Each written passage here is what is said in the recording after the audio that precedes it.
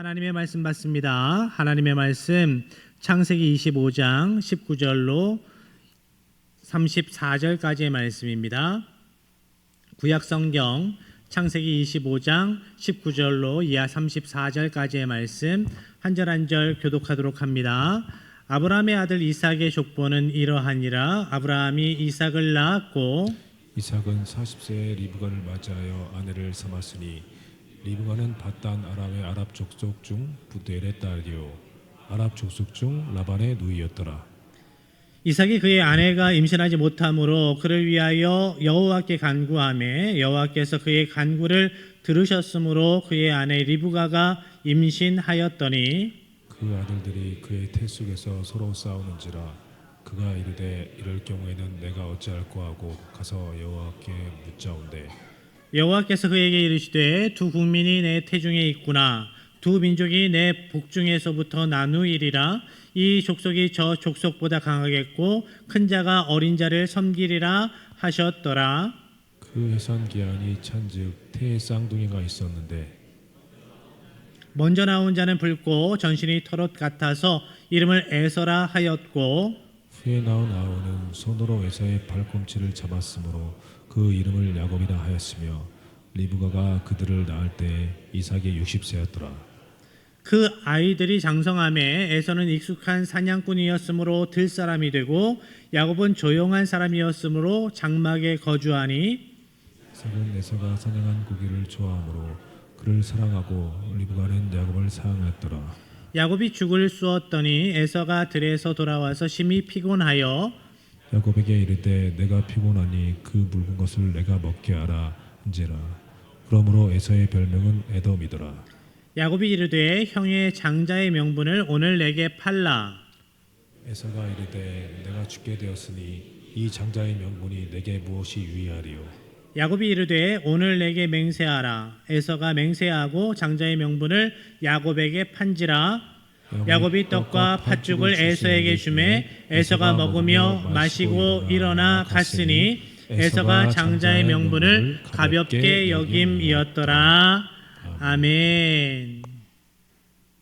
우리네 인생을 생각할 때 우리가 만나는 어떤 큰 사건들보다도 하루하루의 선택, 순간순간의 판단이 쌓이고 쌓여서 우리 인생이 세워져 가고 그 인생의 방향이 정해진다, 세워져 간다라는 것을 보게 됩니다. 많은 사람들이 이 사실을 알고 있어요. 그런데 문제는 뭐냐? 우리가 그것을 알면서도 올바른 기준으로 선택하지 못할 때가 있다라는 겁니다. 우리는 무엇이 더 중요한지 알고 지혜롭게 판단하며 살아간다 스스로 생각하지요. 그렇지만 정작 실제 상황에 닥치면, 문제 상황에 닥치면 눈앞의 필요와 감정에 더 휩쓸리게 됩니다. 특히 감정, 배고픔, 피곤함, 분노, 불안,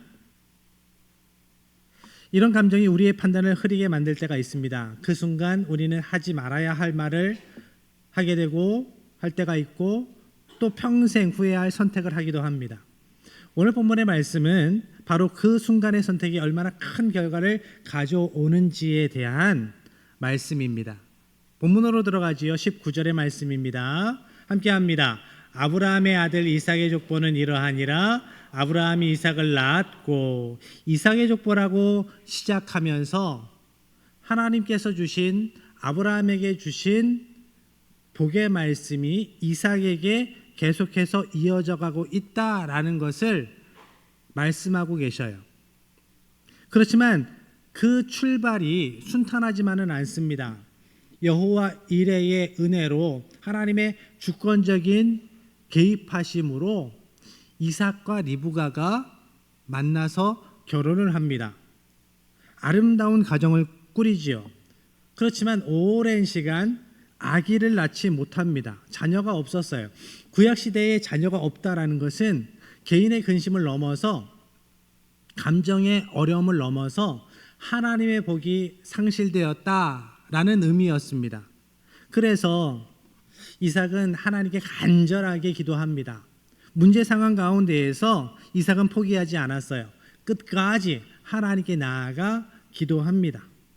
하나님은 그 기도를 들으시고 아기를 주시지요. 리브가가 임신했습니다.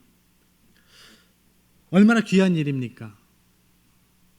작년, 올해 해서 1년 상간에 이제 태어날 아기들이 한 8명 정도 우리 교회에 되는데 얼마나 큰 복이에요. 그렇죠? 아기가 태어나는 것, 임신과 출산, 아름다운 모습, 하나님의 은혜입니다. 그런데 아기를 출산했다고 이게 끝나는 게 아니에요. 임신했을 때부터 여러 가지 걱정이 있잖아요. 잘 자라는 건가 뱃속에서 여러 가지 걱정을 하는데 문제는 리브가도 그런 걱정을 했어요. 그런데 그 걱정의 깊이가 남다릅니다. 시간이 얼마 지나지 않아서 임신의 기쁨은 근심으로 바뀌어요. 22절의 말씀입니다. 그 아들들이 그의 태 속에서 서로 싸우는지라 그가 이르되 이럴 경우에는 내가 어찌할꼬 하고 가서 여호와께 묻자온대. 쌍둥이를 임신했는데 그 아기들이 뱃속에서 싸웁니다. 뱃속에서 얘네들이 그래도 나 여기 있어요 라고 표시 내면서 짜증도 부리더라고요. 임신을 했는데 너무 신기한 거예요. 그런데 너무 가만히 있는 것 같아서 배를 이렇게 톡톡, 아내의 배를 톡톡 이렇게 건드려 봤더니 짜증난다고 발을 쑥 내밀어요. 희한하네. 반대편 배를 톡톡 두들겼더니 짜증나는데 왜 또 건드냐고 쭉 발을 내밉니다. 그러면 힘 줘서 이렇게 발을 내밀면 배가 땡기고 아프대요. 그런데 그 정도가 아니라 쌍둥이를 임신했는데 태중에서 싸운다라는 거죠. 여기에서 싸운다라는 동사를 살펴보니까 단순히 뱃속에서 투닥거리는 정도가 아닙니다. 그 의미가 서로 학대하고 짓밟는 정도의 싸움입니다. 싸울 때 한 대 쥐어박는 게 아니에요. 형제끼리 좀 싸움하면서 크잖아요. 아닙니까? 그 집은 아니지. 어떤 청년한테 물어봤어요. 야, 너 누나하고 좀 많이 싸웠니? 그랬더니 한참을 생각하다가 싸운 기억이 전혀 없는데요? 그러는 거예요. 어떻게 그럴 수가 있지? 저는 싸웠을까요? 싸우면서 컸을까요? 싸우면서 크지 않았어요. 그렇게 저를 보지 마세요. 저는 일방적으로 때렸어요. 그런데 한 대 쥐어박는 정도의 형제 간의 싸움이 아니에요. 짓밟는 거예요. 짓밟는 거예요. 학대하는 수준의 싸움. 그 싸움이 뱃속에서 있었다. 너무나 걱정돼서 리브가가 하나님 앞에 기도합니다. 그때 하나님께서 이렇게 응답하세요. 23절의 말씀입니다. 여호와께서 그에게 이르시되 두 국민이 내 태중에 있구나. 두 민족이 내 복중에서부터 나누이리라. 이 족속이 저 족속보다 강하겠고 큰 자가 어린 자를 섬기리라 하셨더라. 하나님의 응답의 말씀을 들으니까 이건 진짜 보통 일이 아닙니다. 두 국민이 태중에 있다 하세요. 이 아기들의 싸움은, 태중에 있는 아기들의 싸움은 두 국민의, 두 나라의 싸움을 예표하는 것이었어요. 두 국민의 전쟁을 예표하는 것이었습니다. 그래서 그렇게도 치열하게 싸웠어요. 그런데 큰 자가 어린 자를 섬길 것이다 라고 말씀합니다. 고대 근동에서 장자가 집안의 대표가 되고 대를 잇는 것, 머리가 되는 것은 절대 규칙이었습니다. 절대적인 질서였어요. 그런데 하나님께서는 그 질서를 깨버리십니다. 왜 그러실까요? 하나님께서는 인간의 규율, 인간이 만들어 놓은 법 안에 갇혀 있는 하나님이 아니시다라는 겁니다. 하나님은 하나님의 뜻을 정하시고 구원의 계획을 세우시고 하나님의 방법대로 하나님께서 이루어 가시는 하나님이세요. 그것을 말씀하시는 거예요. 시간이 지나서 쌍둥이가 나왔습니다. 먼저 나온 아기가 털이 수북하고 털이 붉어서 에서라고 이름을 짓습니다. 그리고 한 놈이 또 나오는데 앞에 나온 놈의 발꿈치를 잡고 나오네. 그래서 이름을 야곱이라고 지었습니다. 태어날 때부터 다르게 태어난, 다른 모습으로, 다른 성품으로 태어난 이 아이들은 다른 모습으로 자라납니다. 야곱은 조용히 장막에 거하는 사람이 되고, 에서는 사냥에 익숙한 자여서 들에서 사는 들사람이 되었다 말씀합니다. 어느 날 사냥꾼 에서가 들에서 사냥을 하고 집으로 돌아왔습니다. 지쳐 있었어요. 그때 야곱은 죽을 끓이고 있었습니다. 어떤 권사님이 팥죽을 먹으러 갔는데 이 팥죽이 얼마나 귀한 거예요. 이거 한 그릇 때문에 장자권을 팔았는데, 장자의 명분을 팔았는데, 그런 말씀을 하시는 거예요.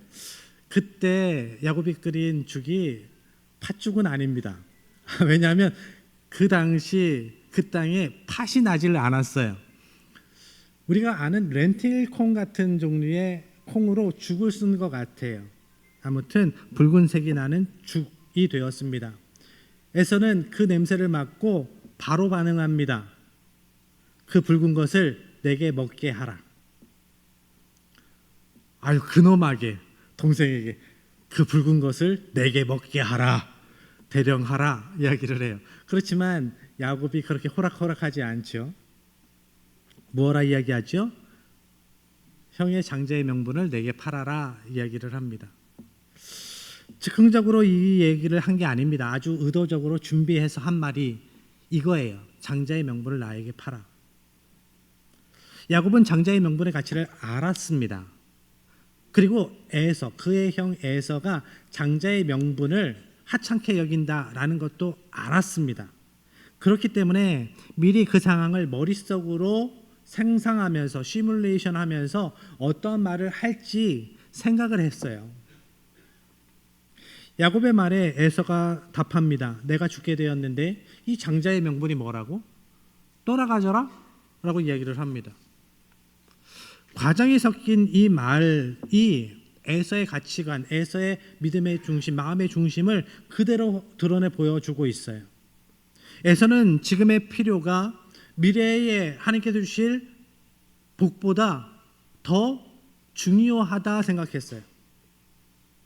우리가 믿음으로 살아갈 때 우리 눈앞에 있는 그것을 하나님께서 우리에게 허락하실 영생의 가치와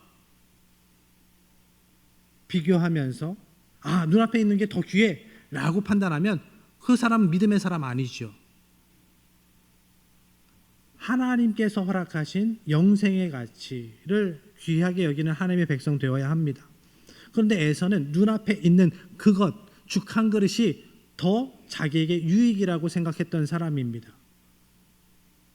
성경은 그런 에서를 이렇게 평가하고 있습니다. 34절의 말씀입니다. 야곱이 떡과 팥죽을 에서에게 주매 에서가 먹으며 마시고 일어나 갔으니 에서가 장자의 명분을 가볍게 여김이었더라.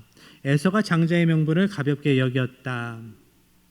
여기에서 장자권은 단순히 재산을 많이 받는 차원의 이야기가 아닙니다. 고대 근동에서의 장자의 명분은 단순한 상속권이 아니었습니다. 한 가문의 미래와 방향을 결정하는 중요한 권리였어요.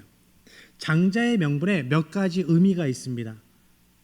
장자의 명분의 의미, 첫 번째, 재산을 상속받을 때 최소한 2배 이상, 최소한 2배 이상이에요. 최소한 2배 이상을 받는 겁니다. 이거는 재산을 많이 가져서 좋겠다, 이런 의미로 끝나는 것이 아닙니다. 그 가정을 책임지는 위치에 선다라는 의미가 있는 거예요. 두 번째로, 가족의 대표가 되는 권리가 그 안에 있습니다. 아버지의 대를 이어서 아버지를 대신해서 가족을 이끄는 자가 되는 거예요. 그리고 중요한 권리, 세 번째, 마지막 권리가 하나님의 언약을 이어받는 영적인 권리가 그 안에 있었어요. 이 세 가지 권리 가운데 믿음의 가정 아브라함의 가문에서는 마지막 이 세 번째 의미가 절대적이에요. 하나님은 아브라함에게 언약을 주셨고 그 언약은 이삭에게 이어지고 또 다음 세대로 이어져 가야 합니다. 이것이 귀하고 중요한 것이기 때문에 오늘 본문 말씀 시작점에 족보 이야기가 적혀 있는 거예요. 아무 의미 없이 족보를 이야기하는 것이 아닙니다. 이것이 귀한 가치이기 때문에 하나님께서 주시는 복이 이렇게 흘러가고 있다라는 것을 보여주시는 말씀인 겁니다. 장자의 명분은 단순한 권리가 아니라 하나님의 구원의 계획에 참여하는 자리예요. 영적인 특권이면서 동시에 책임입니다. 이 장자의 명분이 오늘 우리에게 주어져 있습니다. 우리는 예수님을 그리스도로 믿어 하나님의 자녀 되었어요.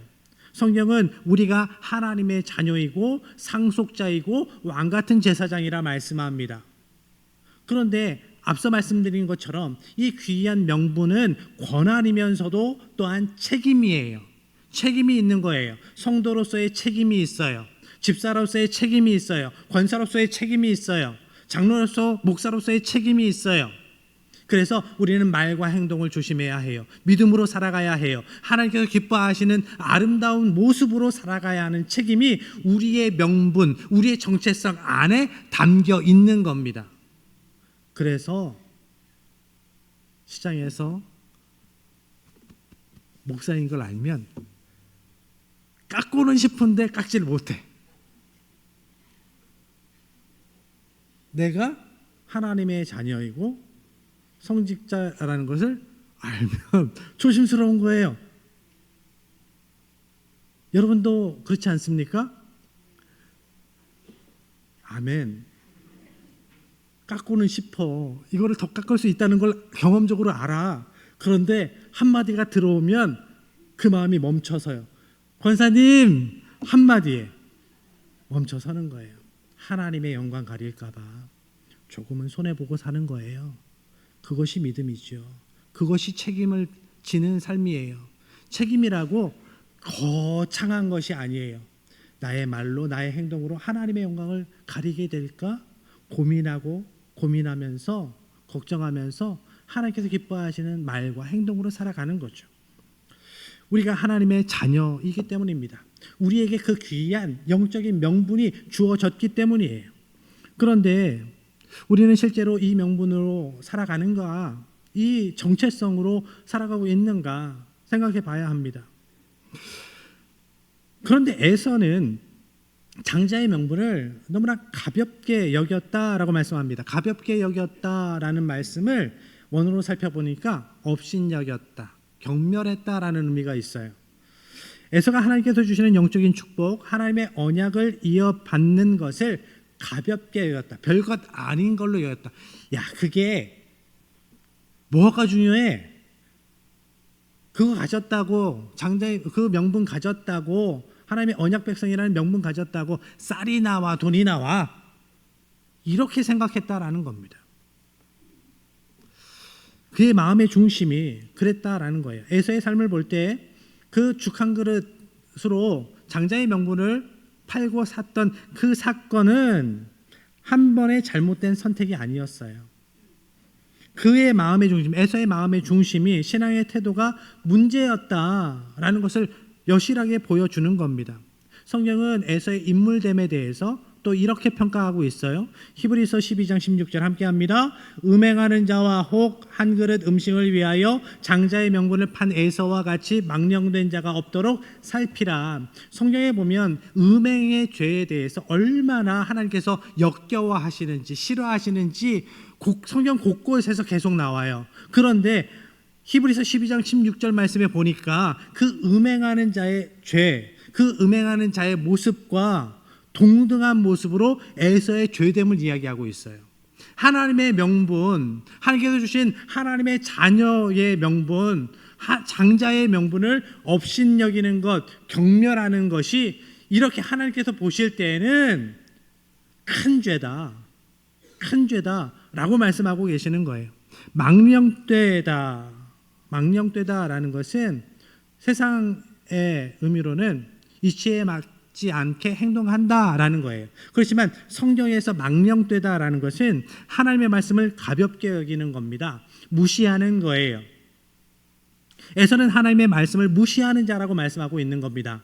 에서는 하나님의 언약 백성이 아니었어요. 그는 하나님의 말씀을 무시하는 자, 하나님을 업신여기는 자입니다.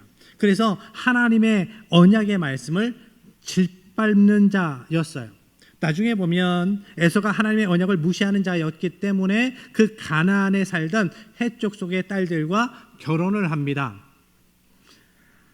언약의 기준으로 보면 에서는 가나안의 여자들과 결혼하면 안 됐어요. 에서가 이방 여인과 결혼한 것은 땅을 기업으로 주시겠다 하신 말씀, 하나님의 언약을 무시한 일이었습니다. 에서는 언약과 관련된 장자의 명분에 관심이 없었습니다. 그저 그것으로 인하여서 장자가 받는 그 복, 눈에 보이는 복에만 관심을 가지고 있었어요. 여러분, 에서는 배고픔 때문에 실패한 게 아닙니다. 에서는 올바른 가치 판단이 무너졌기 때문에 마음의 중심이, 믿음의 중심이 무너졌기 때문에 실패한 거예요.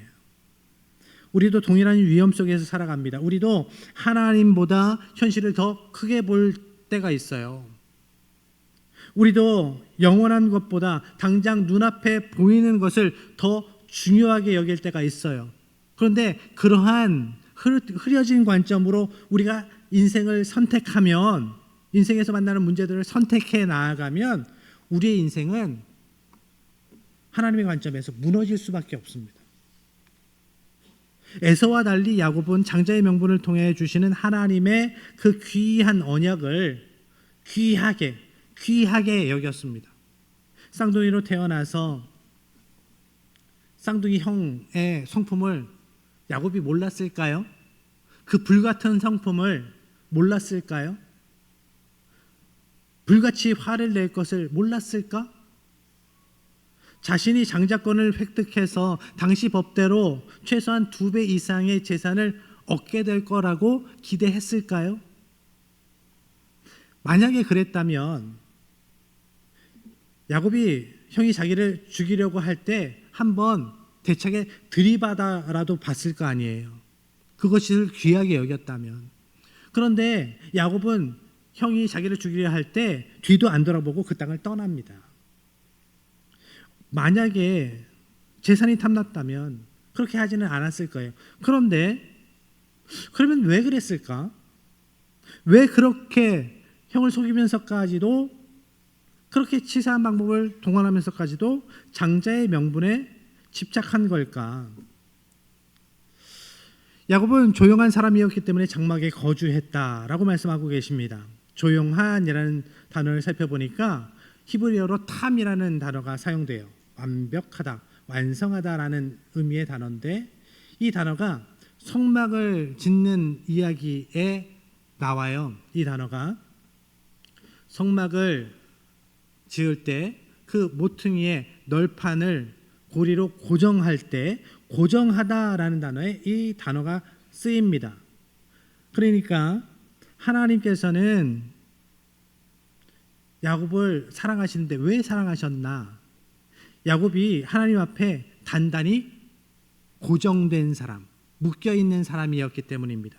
하나님의 말씀에 단단히 묶여있는 사람, 하나님의 말씀을 단단히 붙들고 살아가는 사람이어서 하나님은 야곱을 사랑하셨어요. 그리고 히브리어로 탐이라는 단어는 순전하다, 의롭다라는 의미가 또 있어요. 욥이 하나님 앞에 순전하게 행하였다 할 때 이 단어가 그대로 쓰였습니다. 하나님께서는 아브라함이 하나님의 언약의 말씀을 믿을 때 이를 의로 여겼다라고 말씀하고 있죠. 하나님의 기준에서 온전함, 순전함, 의로움은 하나님의 언약을 믿고 그 말씀을 굳건하게 붙들고 살아가는 것이에요. 우리가 거룩한 척하는 것이 아니라, 말씀 듣고 잊어버리고 사는 것이 아니라, 일주일에 한 번 예배 자리에만 나와서 예배드리고 끝나는 삶이 아니라 하나님의 말씀을 굳건히 붙들고 계속 삶을 믿음으로 살아내는 것, 그것을 의롭게 보신다. 의롭게 보신다. 하나님 앞에 의롭게 살아가는 하나님의 백성 되시길 바랍니다. 그래서 우리 교회에서 묵상을 하는 거예요. 큐티를 하는 거예요. 매일 성경을 큐티하고 공예배 성도에서 하나님께 예배드리고 하나님의 말씀 붙들고 살아가는 그 사람을 의롭게 보시기 때문에 야곱은 재산보다 장자의 명분 가운데 주어진 하나님의 언약을 붙든 겁니다. 이것이 에서와 야곱의 차이였어요. 야곱이 에서와 달리 하나님의 언약을 귀하게 여기고 붙들었어요. 하지만 야곱이 다 잘했다 할 수는 없지요. 잘못된 방법이 있었습니다. 그 과정 가운데 믿음의 사람답지 못한 모습도 있었어요. 야곱은 태중에서부터 큰 자가 작은 자를 섬기리라 라는 말씀을 받았습니다. 야곱에게 하나님의 주권적인 선택이 있었고 부모의 기도가 있었습니다. 그렇지만 그럼에도 불구하고 자기 힘으로 하나님께서 주시는 복을 더 땡겨받기 원해서 자기께로 자기 생각으로 하나님보다 앞섰어요. 앞서 나가려고 했어요. 자기께로 살아가려고 했어요. 아버지를 속이고 자기 방법대로 장자의 명분을 얻으려 했습니다. 이렇게 야곱에게도 부족한 모습이 있죠. 그렇지만 야곱은 끝내 가장 중요한 가치, 하나님의 약속의 말씀을 붙들고 갔어요. 그래서 하나님은 야곱을 세워 복의 통로 삼으십니다. 언약의 통로 삼으십니다. 오늘 하나님의 자녀된 우리는 무엇을 붙들고 살아가야 하죠? 답은 정해져 있습니다. 하나님의 말씀이에요. 하나님의 말씀, 언약의 말씀, 복의 말씀을 붙들고 살아가야 합니다. 말씀을 통해 확증해 주신 하나님의 자녀로서의 명분, 성도의 명분을 붙들고 살아가야 해요. 우리는 하나님의 자녀로서의 정체성을 절대 가볍게 여겨서는 안 됩니다. 우리가 세상을 살아갈 때 죄된 세상 속에서 살아가지만 죄된 세상이 아니라 하나님께 속한 자임을 기억하며 살아가야 합니다. 그 정체성이 우리의 삶의 기준 되어야 해요. 그리고 성도로서의 직분을 귀하게 여겨야 합니다. 하나님께서 우리를 부르셨고 우리에게 사명을 주셨습니다. 그 직분에 우리에게 맡기신 책임이 있어요. 그러려면 그 직분으로 살아가려면 우리는 순간의 만족보다 영원의 가치를 항상 기억해야 합니다. 천국 소망으로 살아가야 합니다. 하나님께서 주신 놀라운 복의 약속의 말씀 붙들고 살아가야 해요. 배고픔은 지나갑니다. 예전에 지금처럼 그렇게 많이 먹고 분명하게 먹고 살지는 못했잖아요. 그런데 배고픔도 익숙해지잖아요. 그렇죠? 그리고 배고픔은 지나갑니다. 그런데 선택의 결과는 오래 남아요. 나의 세대에서만 남는 것이 아니라 다음 세대까지 나의 선택의 결과가 남게 됩니다. 그래서 우리가 믿음으로 살아갈 것을 결단하고 믿음으로 살아내야 해요. 말씀 붙들고 잠깐의 배부름이 아니라 영혼의 가치를 붙잡는 하나님의 백성 되시길 바랍니다. 여러분, 성도의 명분, 이 귀한 하나님의 자녀로서의 명분을 저버리게 만드는 허기, 죽 한 그릇, 그것이 누구에게나 있어요. 어떤 사람에게는 명예욕이 죽 한 그릇이 될 수 있고요. 어떤 사람에게는 허영심이, 어떤 사람은 물질적인 욕망이, 어떤 사람에게는 시기와 질투가 죽 한 그릇이 될 수 있습니다. 여러분에게는 어떤 것이 죽 한 그릇입니까? 그렇지만 정말 귀한 것을 아는 사람은 절대로 그것을 놓치지 않지요. 그것을 꼭 붙잡습니다. 아무리 힘들어도, 아무리 유혹이 강해도 끝까지 그것을 붙잡습니다. 하나님의 자녀로서의 명분을 귀히 여기는 하나님의 백성 되시길 바랍니다. 그래서 이 세상에 죽 한 그릇으로 그 귀한 명분을 바꿔치기 하지 않는, 팔아버리지 않는 하나님의 사람들 되시길 바랍니다. 그렇게 살아가는 여러분의 삶을 하나님께서 기뻐하셔서 하나님께서 놀라운 은혜로 채우시고 하나님의 능력으로 세워가시기를 주님의 이름으로 간절히 축복합니다.